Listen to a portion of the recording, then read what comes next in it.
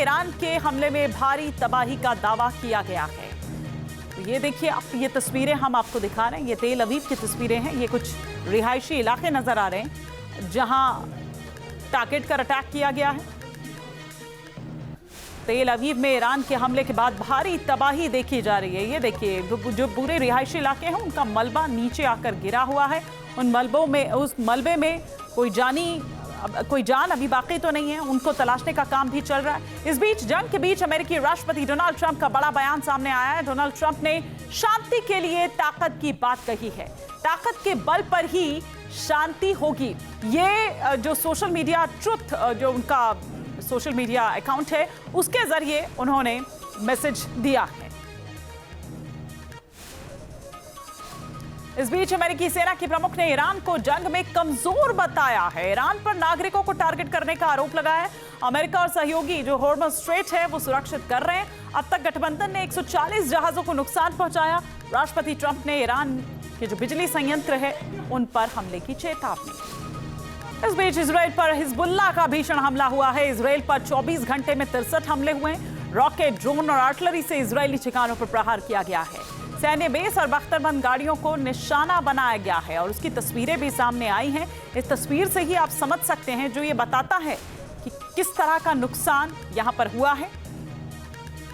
अभी भी पानी की बौछार आपको वहां पर नजर आ रही थी, ताकि उसको वो जो कूलिंग है वो वहां पर की जाए, क्योंकि उसके बाद भी एक तपिश रहती है, उसके बाद भी एक धुआं रहता है जिसको कंट्रोल करने की कोशिश यहां पर की जा रही थी। इस बीच यरूशलेम, जहां 3 धर्मों के लिए सबसे पवित्र जगह जो है, 20 मार्च को इस शहर पर हमला हुआ। एक मिसाइल ठीक अल अक्सा मस्जिद के पास जाकर गिरी, जिसके बाद इजराइल के पीएम बेंजामिन नेतन्याहू ने इसे धर्म युद्ध करार दिया। तो दूसरी तरफ चीन से आई एक आवाज ने सनसनी फैला दी। दावा है कि यह हमला नहीं बल्कि अल अक्सा मस्जिद को गिराने का एक फॉल्स फ्लैग ऑपरेशन है। क्या इजराइल तीसरे टेंपल के लिए महाविनाश का रास्ता चुना उसने है, या फिर यह सिर्फ एक नैरेटिव है जो चीन की तरफ से फैलाया जा रहा है?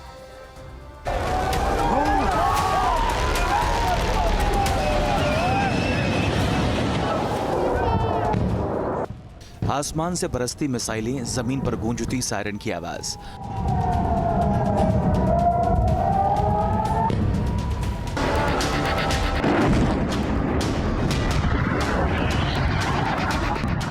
बारूदों से निकलती आग, चीखती चिल्लाती जिंदगियां और मलबे में तब्दील होती इमारतें।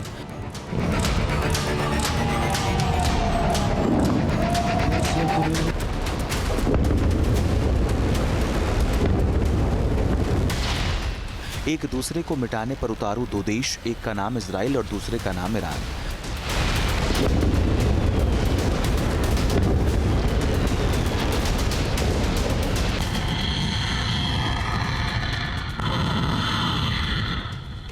इतिहास गवाह है, साल 1979 से पहले जब ईरान में इस्लामिक क्रांति नहीं हुई थी, तब ईरान और इजराइल एक दूसरे के दुश्मन नहीं थे।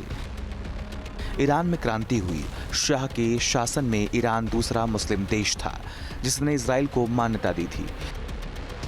लेकिन साल 1979 की इस्लामिक क्रांति हुई, फिर ईरान के लिए इजराइल छोटा शैतान बन गया और अमेरिका बड़ा शैतान। ईरान की नई शासन ने इजराइल के अस्तित्व को मानने से इनकार कर दिया और उसे कब्जा करने वाली ताकत करार दिया। उसके बाद से ही ईरान खुद को इस्लाम और फिलिस्तीन का रक्षक बताता है। इजराइल इसे यहूदी सभ्यता और पश्चिम के अस्तित्व की लड़ाई मानता है। कैसे, हम पूरी बात बताएंगे, लेकिन पहले जान लीजिए ईरान इजराइल युद्ध के 21वें दिन क्या हुआ था। 20 मार्च 2026 ईद उल फित्र का जश्न शबाब पर था, लेकिन अचानक यरूशलेम में एक धमाका होता है। आसमान से बरसी एक मिसाइल ने यरूशलेम के आसमान को धुआं धुआं कर दिया। चौंकाने वाली बात यह थी कि मिसाइल ठीक उसी जगह पर गिरी जहां पर मुसलमानों, ईसाइयों और यहूदियों की सबसे पवित्र जगह है। मक्का और मदीना के बाद मुसलमानों के लिए तीसरा पवित्र स्थल अल अक्सा मस्जिद, ईसाइयों के चर्च ऑफ द होली सेपल्चर और यहूदियों के वेस्टर्न वॉल से महज कुछ ही दूरी पर बारूद बरसने की खबर ने तीनों धर्मों के लोगों को आहत कर दिया। Vai se dura.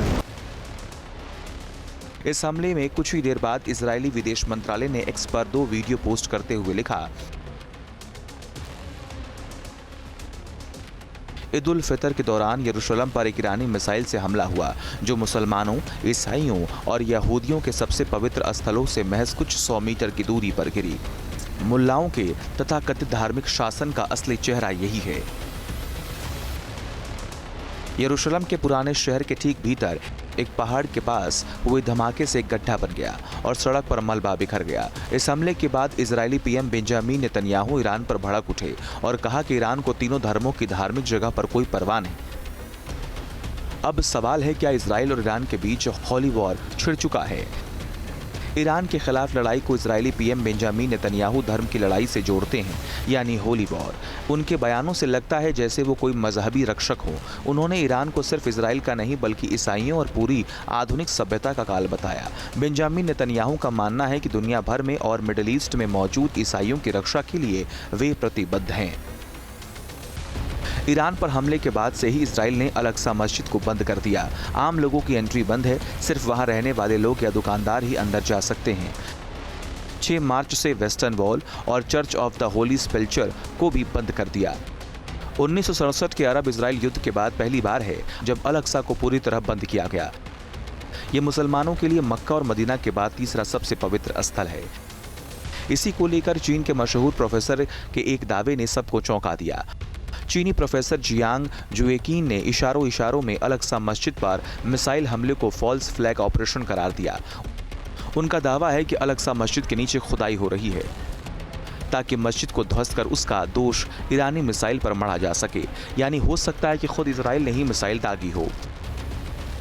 क्या ये मुमकिन है? इस सवाल का जवाब जानने से पहले इस जगह का इतिहास जान लेते हैं। 35 एकड़ का ये परिसर, जिसे मुसलमान अल हरम अल शरीफ कहते हैं, 7वीं सदी से इस्लाम के रूह बना हुआ है। खलीफा उमर के दौर में बनी अल-अक्सा मस्जिद सिर्फ पत्थर की इमारत नहीं बल्कि पैगंबर मोहम्मद की उस मिराज यात्रा की गवाह है जिसने इसे मक्का और मदीना के बाद तीसरा सबसे पाक मुकाम बना दिया। लेकिन इसी जमीन के नीचे दफन है यहूदियों की हजारों साल पुरानी आस्था। उनके लिए ये टेंपल माउंट है, वो जगह जहां राजा सुलेमान का भव्य पहला मंदिर खड़ा था जिसे बेबीलोन ने नेस्तनाबूद किया। फिर दूसरा टेंपल बना जिसे 70 ईस्वी में रोमनों ने ढहा दिया। आज बची है तो सिर्फ वेस्टर्न वॉल, जो इस वैभवशाली इतिहास की आखिरी निशानी है। अब सवाल उठता है, क्या वाकई अल-अक्सा को हटाकर तीसरा मंदिर बनाना मुमकिन है? एक्सपर्ट्स की माने तो तकनीकी रूप से ये मुमकिन है, लेकिन राजनीतिक और धार्मिक रूप से ये थर्ड वर्ल्ड वॉर का न्योता होगा। चीनी प्रोफेसर जियांग जुएकिन ने तो यहाँ तक कह दिया कि ये सब कुछ ग्रेटर इजराइल प्रोजेक्ट के तहत हो रहा है और इजराइल की प्लानिंग अरबों और फारसियों के बीच युद्ध छेड़ने की है।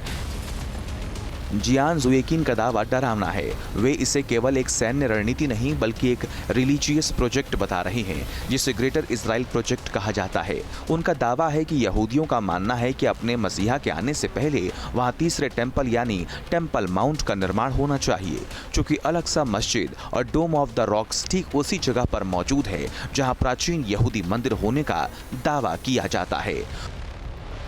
1967 के 6 डे वॉर के बाद इजराइल ने यरूशलेम ने पूर्वी हिस्से पर नियंत्रण कर लिया, लेकिन टेंपल माउंट और अल हरम अल शरीफ के प्रबंधन को ज्यों का त्यों रखा गया। यानी इस परिसर का धार्मिक संचालन आज भी जॉर्डन इस्लामिक वक्फ के पास है, जबकि इसकी सुरक्षा का नियंत्रण इजराइल के पास बना हुआ है। इसे स्टेटस को अरेंजमेंट कहा जाता है, यानी पुरानी व्यवस्था को जारी रखना। गैर मुस्लिम यानी यहूदी और पर्यटक वहां जा तो सकते हैं, लेकिन उन्हें वहां प्रार्थना करने की परमिशन नहीं है। अब भी इजराइल पुलिस या यहूदी इस परिसर के अंदर जाते हैं तो इसे मुसलमान अल-अक्सा पर हमला और समझौते का उल्लंघन मानते हैं। और अब चीनी प्रोफेसर भी इसी डर को हवा दे रहे हैं कि इजराइल मिसाइल हमलों या खुदाई के बहाने इस मस्जिद को गिराकर अपना मंदिर बनाना चाहता है, जो एक ग्लोबल होली वॉर को जन्म दे सकता है। दावा किया जाता है कि इजराइल के अंदर कुछ ऐसे संगठन एक्टिव हैं जो खुलेआम तीसरे मंदिर के ब्लूप्रिंट पर काम कर रहे हैं।